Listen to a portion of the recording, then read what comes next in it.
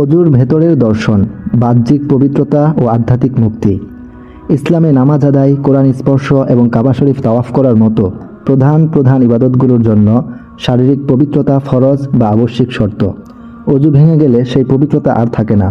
অজু ভেঙে যাওয়া মানে কেবল অঙ্গগুলো বাহ্যিকভাবে ময়লা হওয়া নয়, বরং এটি শরীয়তের দৃষ্টিকোণ থেকে ইবাদতের অযোগ্যতার এক বিশেষ অবস্থা।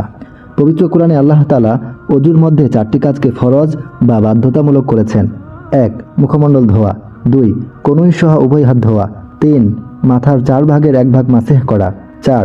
টাকনু সহ উভয় পা ধোয়া। গভীরভাবে চিন্তা ফিকির করলে কিছুটা উপলব্ধি করা যায় কেন আল্লাহ তাআলা আমাদের ঠিক এই অঙ্গগুলোই ধোয়ার বিধান দিয়েছেন। মানুষ দৈনন্দিন জীবনে যত পাপ বা গুনাহ করে তার সিংহভাগই সম্পাদিত হয় এই 4টি অঙ্গের মাধ্যমে।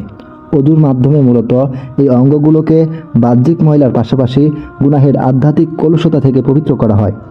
হাত ধোয়া, মানুষ হাত দিয়েই অন্যায় কিছু গ্রহণ করে, কাউকে আঘাত করে বা অপরাধমূলক কাজ সম্পাদন করে। মুখমণ্ডল ধোয়া, মানুষের মুখমণ্ডলে রয়েছে চোখ, কান, জিহ্বা ও নাক। মিথ্যা বলা, গীবত করা, হারাম কিছু দেখা বা শোনার মতো অধিকাংশ গুনাহ এই অঙ্গগুলোর মাধ্যমেই হয়। মাথা মাসেহ করা, মস্তিষ্ক বা মাথা হলো সমস্ত কুচিন্তা, কুপরিকল্পনা ও অহংকারের কেন্দ্রবিন্দু। মাথায় ভেজা হাত বুলিয়ে বা মাসেহ করে আল্লাহর সামনে নিজের অহংকার বিসর্জনের এক প্রতীকী প্রকাশ ঘটানো হয়। পা ধোয়া, মানুষ তার এই পা দুটি ব্যবহার করেই অন্যায়ের দিকে হেঁটে যায় বা গুনাহের পথে ধাবিত হয়।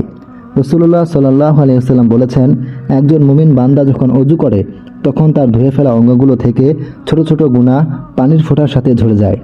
অজু কেবল একটি যান্ত্রিক বা শারীরিক প্রক্রিয়া নয়, এটি একই সাথে বাহ্যিক পরিচ্ছন্নতা এবং ভেতরের আত্মশুদ্ধির এক অপূর্ব সমন্বয়। অজুর সময় যখন এই অঙ্গগুলো পানি দিয়ে ধোয়া হয় তখন এর বাহ্যিক নাপাকের সাথে সাথে অঙ্গগুলোর দ্বারা করা ছোট ছোট সগীরা গুনাহগুলোও পানির শেষ বিন্দুর সাথে ঝরে যায়। তাই আমাদের উচিত অত্যন্ত মনোযোগ ও ভক্তির সাথে অজু করা, যেন প্রতিটি পানির ফোঁটার সাথে আমাদের শরীর ও আত্মা উভয় আল্লাহর দরবারে পবিত্র হয়ে ওঠে।